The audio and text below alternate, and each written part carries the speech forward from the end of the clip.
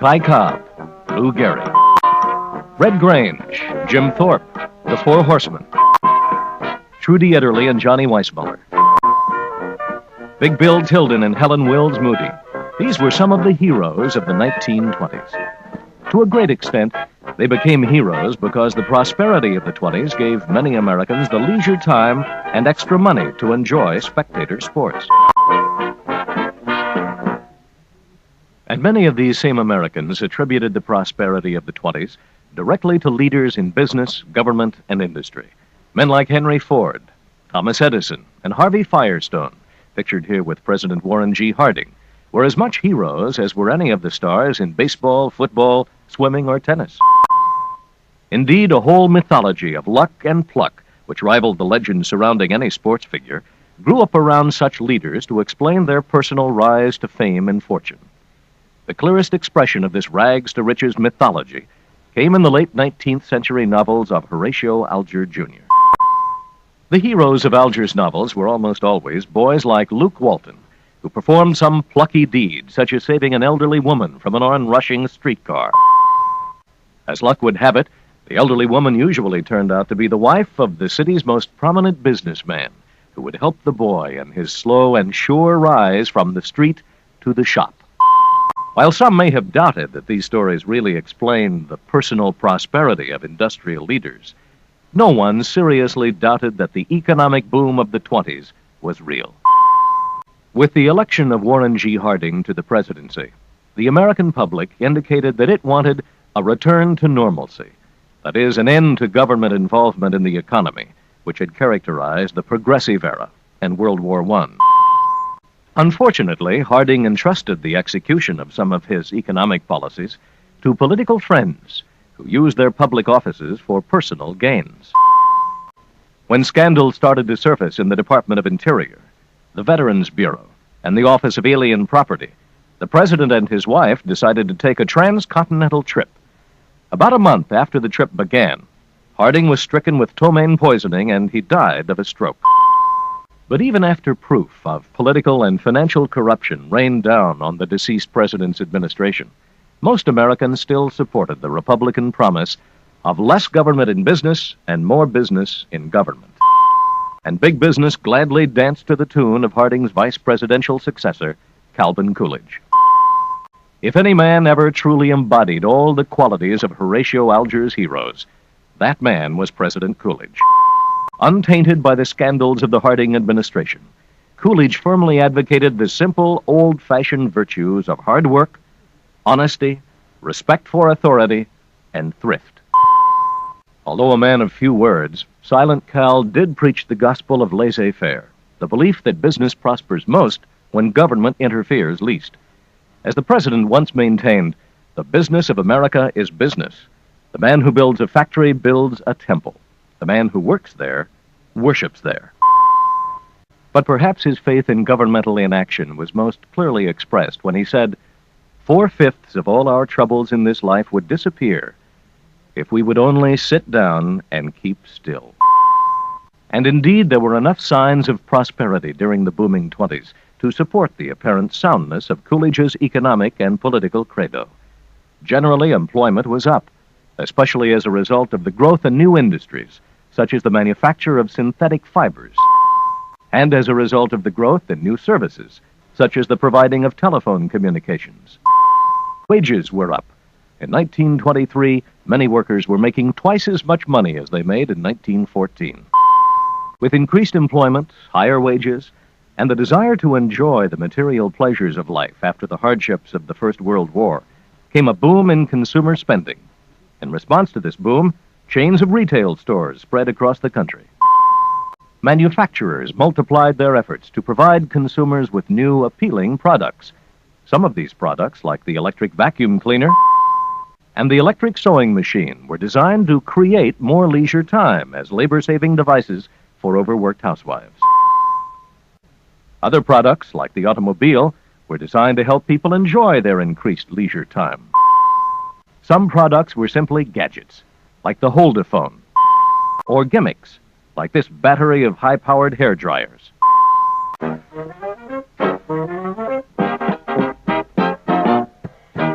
The boom in consumer spending and consumer manufacturing brought about some significant social changes. Emancipated from many of the cares and responsibilities their mothers had to bear, the young women of the 1920s felt free to experiment with new lifestyles. Short skirts that flapped in the breeze replaced turn-of-the-century bustles and ankle-length dresses. Skimpy bathing suits by 19th century standards scandalized older men and women at beaches around the country. Given greater mobility by the automobile, young couples could spend more time in each other's company, unchaperoned. Dance halls with their marathon contests became all the rage. And speakeasies, places where illegal alcoholic beverages could be obtained, became favorite hangouts for the young and old alike. Still another economic boom in the construction industry was brought on by the freedom to experiment with new lifestyles, as well as the greater mobility provided by the automobile. As the automobile became more popular and more affordable, Americans embarked on a new era of motorized exploration. Sometimes urbanites discovered spacious scenic parks, large enough for several baseball games and attractive enough for summer Sunday picnics. Sometimes they rediscovered small towns and old friends they used to think were too far away to visit. But in the new era of motorized exploration, Americans also discovered that they needed more and better roads to take them where they wanted to go. This realization led to increased business for surveyors, engineers, and contractors. Bigger orders for suppliers of sand, gravel, tar, and concrete, as well as higher employment for all types of road construction workers. And as more Americans traveled the new roads, the demand for additional goods and services grew. More garages were needed to keep the cars running well. More gasoline stations were needed to keep the cars running at all. And more pump attendants as well as automotive mechanics were needed to keep the stations and garages in business. When American motorists felt confident enough to drive greater distances from their homes, the first overnight tourist cabins began to appear. Eventually, individual tourist cabins developed into roadside cottage camps. However, the biggest boom in the construction industry came when city dwellers realized that owning their own automobiles allowed them to keep their jobs in the city but freed them to move away from urban congestion.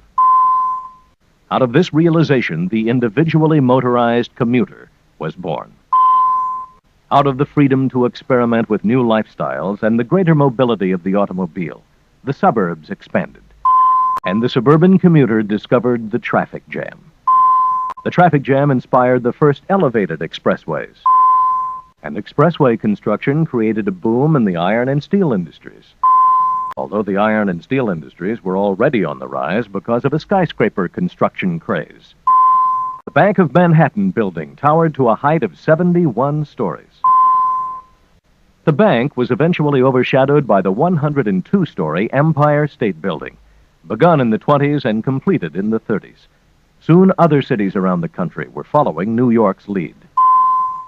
Behind the prosperity of the booming 20s lay the genius of technology. No man was more closely identified with technological genius than was Henry Ford. Ford did not invent the automobile, but he did perfect its production.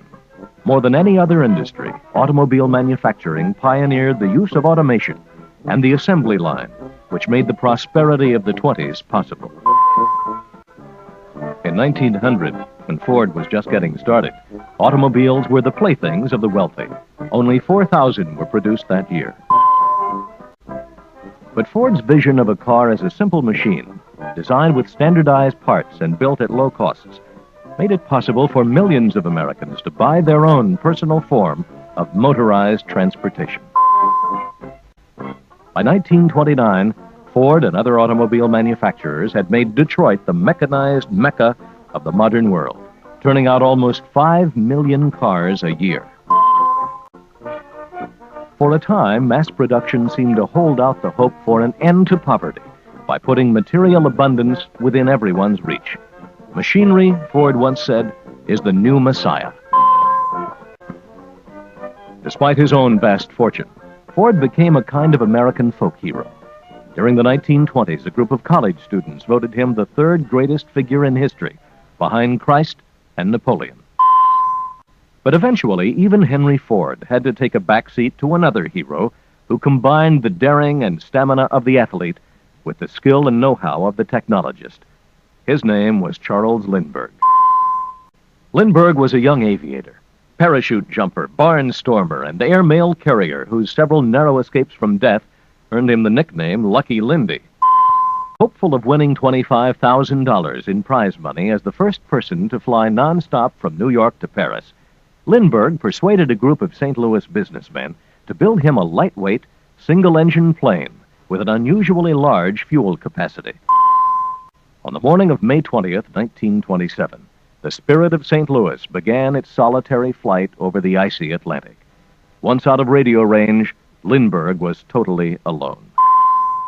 But 33 and a half hours after takeoff, Lucky Lindy landed safely and triumphantly at a small airfield just outside Paris. Through luck and pluck, this shy Midwesterner won the prize money, won the hearts of people on 2 continents, and won a new nickname, the Lone Eagle.